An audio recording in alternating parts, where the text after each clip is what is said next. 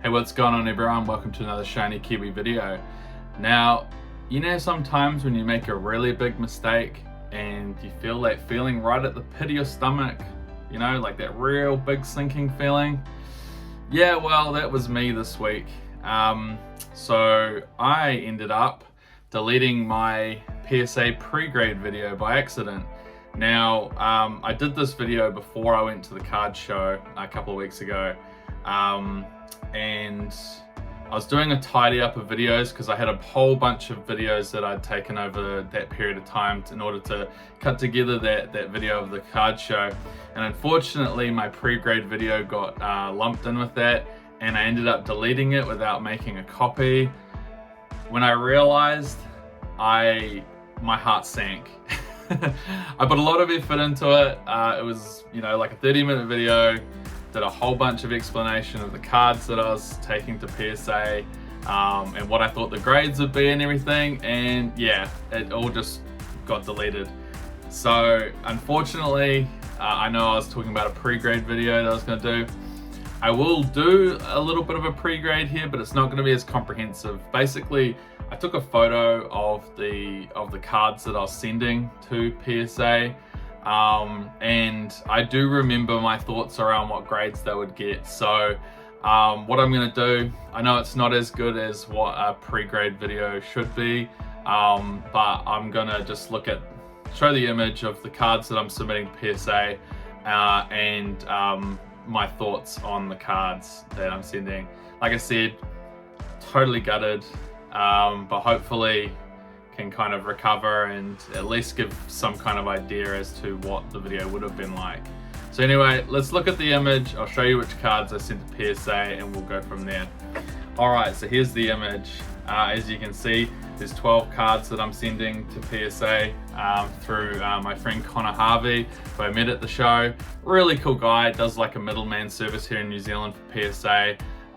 If you do live in New Zealand and you want to send cards to PSA, go with Connor. He's a really friendly guy, really professional. So yeah, couldn't say too many better things about him, to be honest. All right, so anyway, here we go. Let's have a look at the cards here. I'll go from the top left down. Let's have a look. All right, so the first card there is obviously the Mewtwo and Mew GX tag team card. It's like an alt art. It was a box topper, I think. No, a tin topper. So a lot of the time those cards aren't in great condition. And they've got little dings on them because they come out of like plastic packaging a little bit and a little bit damaged. So anyway, you can see there really good centering on the front. Unfortunately, we won't be able to look at the back. I did show the backs on the video, but let's just base it on what we can see on the front. You can see really good centering. I know that on the Mewtwo and Mew there was a little corner that was a little bit janked. So my prediction of that card is probably a 9, but if the grader got laid the night before, it could be a 10. Who knows? PSA's done weirder things in the past, so yeah, my prediction on that's a 9, being conservative, but it could also be a 10. So what I might do is I might also put the raw value and then the PSA 9 and 10 value, or at least the value that I think it will get, and you can see the difference. All right, moving on, we've got the Rayquaza promo card, Sun and Moon number 177A. Really cool one. It's kind of like a card that was separate to Hidden Fates. It was actually a promo card in a collection box. I actually, when I first got back into Pokemon, I actually ended up buying a whole bunch of these collection boxes, so I have quite a few of that card in my collection, and this is probably the best one. The only issue I've got on the front is that it's a little bit bottom heavy with the centering, so it's perfect from side to side, and on the back I remember it's immaculate. There's not even a ding. The corners are beautiful. It's literally just that front centering from top to bottom. So again, I'm going to be bullish with this one. I think it's a PSA 10. I think it's really well centered on the sides and on the back, and it's a flawless card. So I'm going to say it's a 10, but you know, wouldn't surprise me if it came back a 9. Next, we've got the Tyranitar illustration rare from Paldea Evolved. This card is probably the card that I think is almost guaranteed to come back a 10. Front, absolutely perfect centering. Back was absolutely perfect centering. It was a minty card. I got it out of pack myself. Basically, yeah, like I said, out of all of the cards that I expect to come back 10, this one is like 100% the Tyranitar. I'd be very, very surprised. So when I do my follow-up video and this comes back a 9, you can laugh at me. But I'm pretty sure the Tyranitar will come back a 10. So really cool card. Like I said, pulled it myself, couldn't be happier.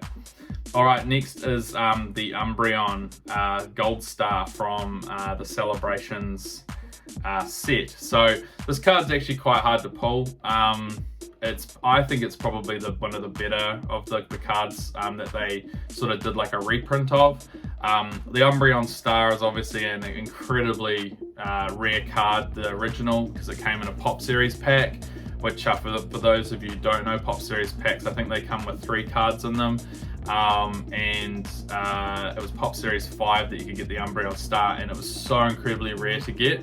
If you look up online, Pop Series 5 packs go for some ungodly amount of money. The reason why is because it's got that card in it, and it's really, really rare. So anyway, enough about that. The actual card itself, perfectly centered on the front, on the back as well. This is another contender, I think, for a 10. I'd be very surprised if it comes back anything other than that. Pulled it from my very first Celebrations ETB. And yeah, when I looked at it, I thought that's a perfect card. So again, I think that's a really good contender for 10. Anyway, moving on, we've got the Greninja EX from the Shrouded Fable collection box. Now, this is such an underrated card. I know that it has actually spiked in price recently. It's gone sort of up to around $60 or $70. I think it's going to go further. I bought a whole bunch of these boxes, the Greninja EX boxes, because I saw the potential in this card, but also the Kingdra, which is the other collection box. Absolutely stunning card. It should have been in a main set, but you know, that would have been probably more expensive than the Twilight Masquerade SIR for Greninja. I think this card looks better. The only reason it's not expensive is because it was readily available in collection boxes, but those collection boxes sold out almost instantly. So I bought about 5 or 6 collection boxes. I opened a couple that had really good looking Greninja on the front, because you can tell if a card looks really good because you can see it in the actual collection box. So that one looked really, really, really good. And my prediction on that is also a 10. I got it out of the packaging very carefully, looked at the back, it was mint, looked at the front, the centering perfect. So again, I'd be very, very surprised if it doesn't come back 10. So anyway, here's next is the Greninja and Zoroark GX from Unbroken Bonds. I pulled this card myself, as you can see on the front here. Pretty good centering. I think it is slightly off from right to left. But other than that, it's pretty good. And I think there might be a little bit of whitening on one of the corners. So my prediction for the Greninja Zoroark is actually a 9. Simply because of those facts that, you know, it's not perfectly centered on the front. It has a little bit of whitening on one of the corners. So, you know, that for me will basically make it a 9. I'll be stoked if I get a 10. Obviously that card is very expensive, and it's only going up. So anyway, we'll go to the bottom left here and we'll have a look at the Armored Mewtwo. So the Armored Mewtwo came from a collection tin, was it 2018 or 2017, something like that. And because of that, there is a lot of damaged copies. They had this plastic insert that the cards went into, and whenever you pulled them out, they always got damaged. Now, I bought this card, I don't know, maybe like 5 or 6 years ago, a long time ago, and I remember paying a really good price for it. I think it was about $35 back then, which you look at how much the card's worth now and it's a joke. But not only that, it's a really, really good copy. As you can see, centering on the front is almost perfect. On the back, there is a little bit of damage, nothing like crazy. I think there's just a little bit of whitening on one of the edges, likely from getting the card out. So yeah, my prediction on that Armored Mewtwo again is a 9, but you know, Again, if the grader got laid the night before, then it's a 10. But hits the 10, it's a really valuable card because they're incredibly hard to find in good condition. I was very lucky to buy that when I did, and for that price.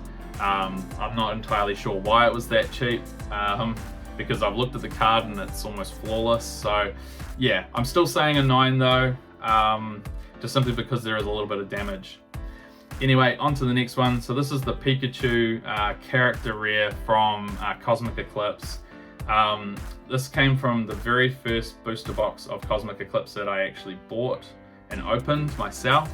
And I remember being super stoked that I pulled the card because, you know, even then it was really valuable. I think even back in, what was that, 2019, the Pikachu character rare was one of the most expensive cards in the set, and you can tell why. It's beautiful art, absolutely stunning. And I remember pulling it and thinking, geez, that is a really gradable copy. As you can see, the centering on the front is almost perfect. I remember from on the back, it's absolutely perfect as well. The reason why is because I pulled this card myself from a booster pack and put it immediately into a sleeve and a top loader. So it's been sitting in there for what, 5-6 years now, and it is pretty much mint. So that's another really hard 10 for me. Again, be very surprised if that one's a 9, but stranger things have happened. So yeah, I'm really bullish on that Pikachu being a 10. Anyway, moving on, we've got the Charmander from Charmander Secret Rare from Fire Red Leaf Green. It's quite an old card. I think it was a box topper for the Fire Red Leaf Green booster boxes. And it's, again, incredibly rare to find in good condition. I think the pop report's really low on this Charmander. I bought it off the secondary market, so there's always a risk there. I did inspect the card. I couldn't see any scratches or creases or anything on it. The centering on the front it's okay. It is almost perfect, but it's slightly off, and I think there is a little bit of corner wear on one corner. So my prediction for that Charmander is a 9, PSA 9, but again, if I get lucky, it's a 10.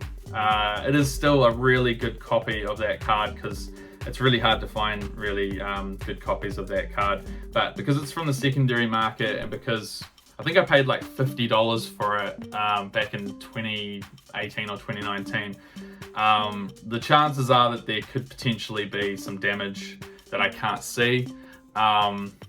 So yeah, it is a risk, but judging from what I could see on it, it's a 9.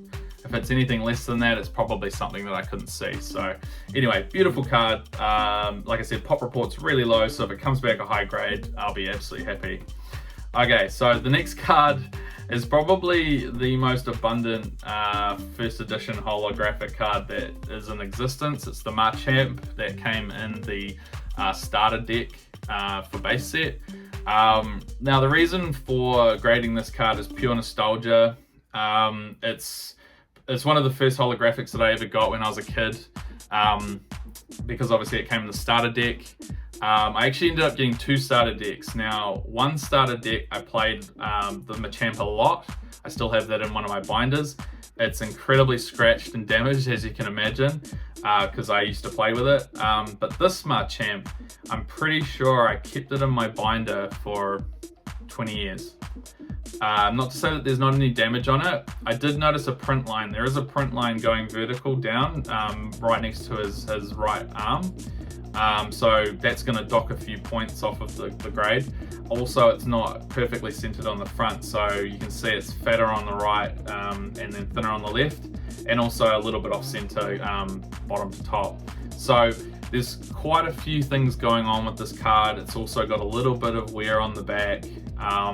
So my prediction for this Machamp is, I'm going to say a PSA 8. Now that's being generous. I mean, I know that a print line basically knocks you straight down to an 8, and if there's any other issues, it potentially is a 7.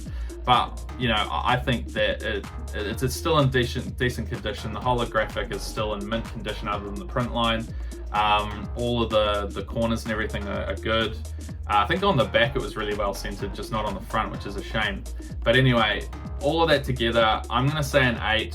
It's probably going to be a 7 or a 6, but I'm going to be bullish and say an 8. So yeah, like I said, purely nostalgia, just a really like cool memory from my childhood. So anyway, here we go. Next card, let's go through these last two. We've got the Pikachu VMAX Rainbow Rare. This card is off center. I'm gonna put it right out there. You can see from right to left at the bottom of his leg. It's definitely off center. I packed this myself from my very first Vivid Voltage booster box. Now the reason why I decided to grade this even though it's not in perfect condition is because it comes with a memory. This Pikachu VMAX was one of the very first cards that I pulled after we started booster games, so there's a real nostalgia hit there, or like a real attachment to the card, is because this card came from booster games when we started it. So yeah, really cool memory there. I'm predicting it's going to be probably a 9. I mean, it's in perfect condition other than centering on the front, so yeah, I'm going to say it's a 9 or an 8. I'm hoping for a 9, but again, it's one of those cards that's more for my collection rather than looking for value for sales. I mean, I know that this card in a PSA 10 is decent price tag to it. Even in a raw copy, it's really expensive. So, you know, it's more for memory, and it's going to stay in my collection forever. So yeah, it's an incredibly hard card to pull, like 1 in 1,000 something booster packs. I mean, modern chases are a bit like that, but this was the very first modern chase that was like really hard to pull.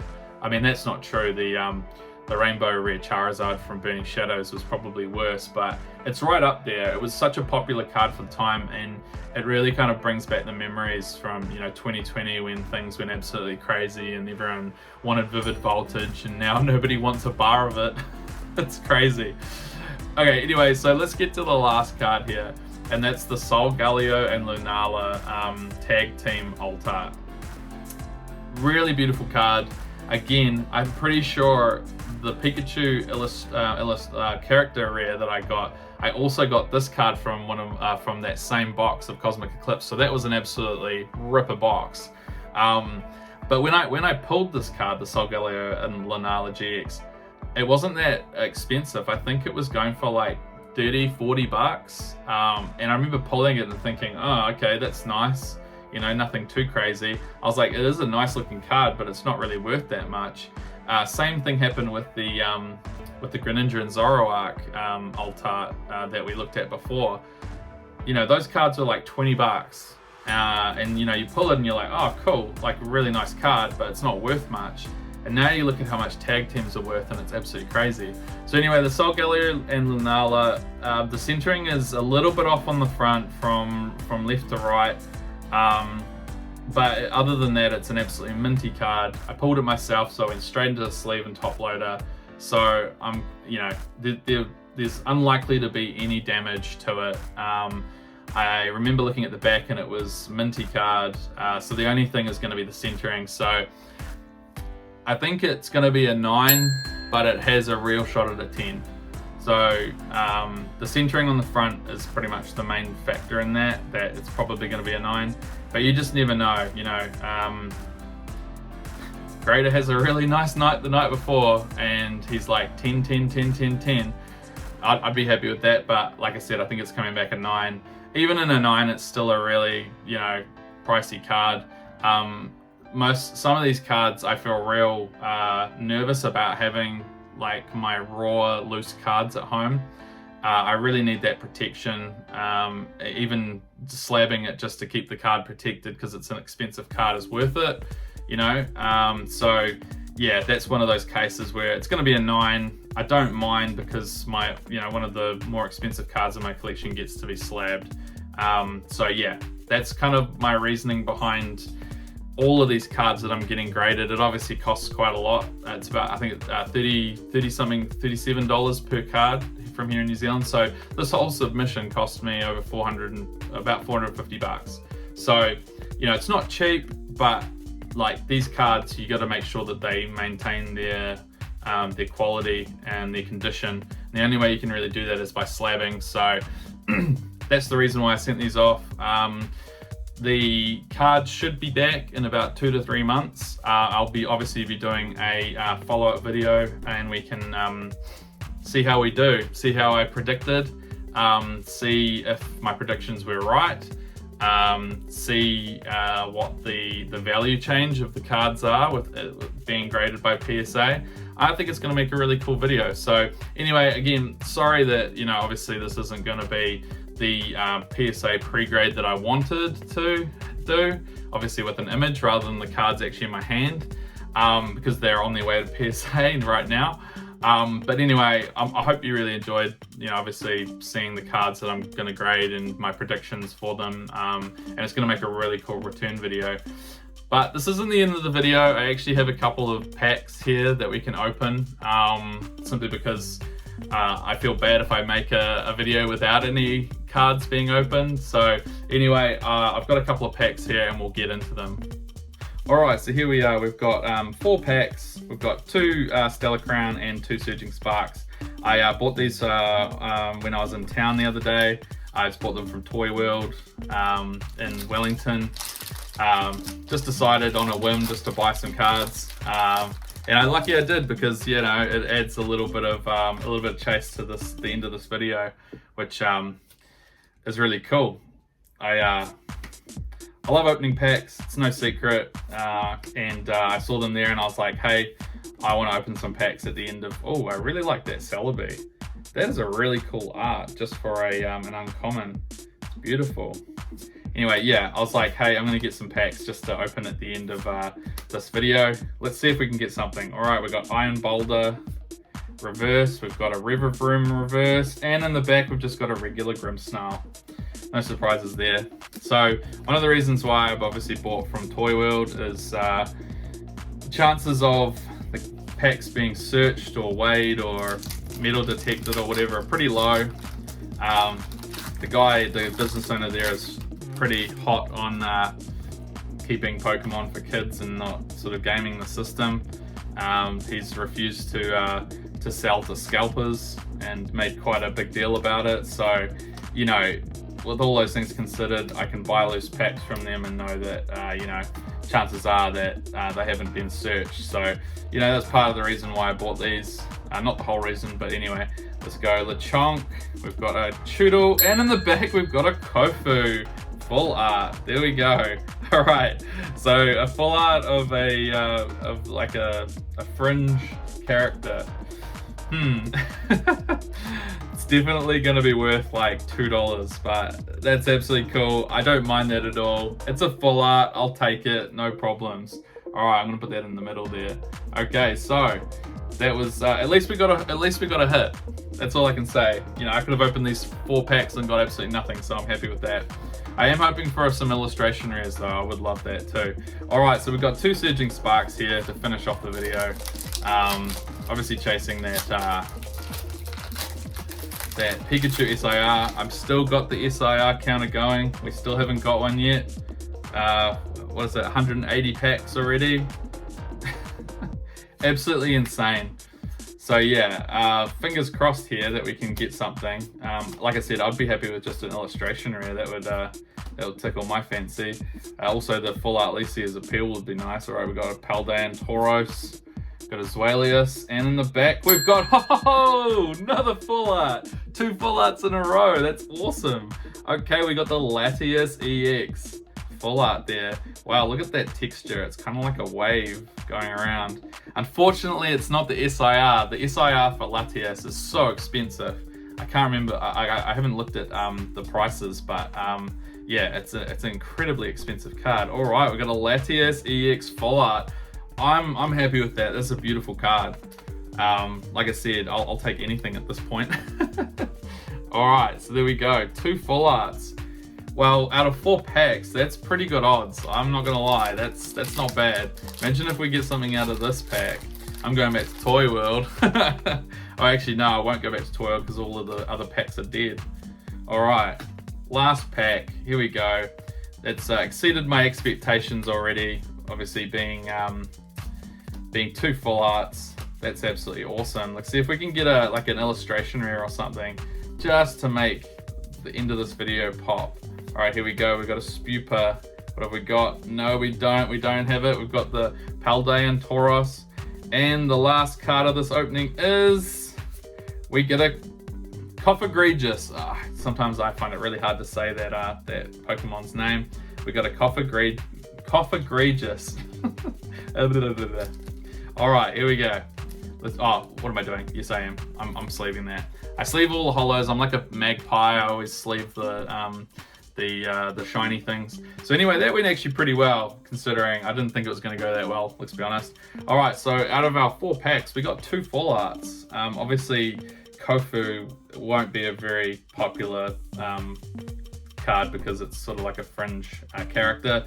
But this Latias EX, that's an absolutely beautiful card. If I'm going to get a full art, I always want a full art of a Pokemon that I really like. And Latias and Latios are 2 Pokemon that I really like. So I'm absolutely stoked with that. That is such a cool card. I like the color scheme too. Really makes them stand out. So yeah, couldn't be happier. Anyway guys, that's it for the video. Thank you so much for watching. Like I said, the PSA submission will be back in a couple of months, and I'll do a follow-up video, obviously with my predictions and then what we ended up getting. It's going to be real fun. I can't wait for that. So yeah, that'll hopefully be in a couple of months. I'm actually going to take a break next week. I'm traveling to see family for my dad's sick. So I'll be spending a bit of time with him. I'm not sure when I'll be back, and I'm not sure when my next video will be, but hopefully it won't be too long away from making videos. But you know, obviously family stuff, that always comes first. So yeah, I guess we'll see what happens. Anyway guys, thank you so much for watching. Hit a like, subscribe down below. Got more videos coming once I come back. Some more stuff to open, and obviously Destined Rivals is going to be on its way as well. That'll be really exciting. So anyway, have a great week, and I'll catch you in the next video.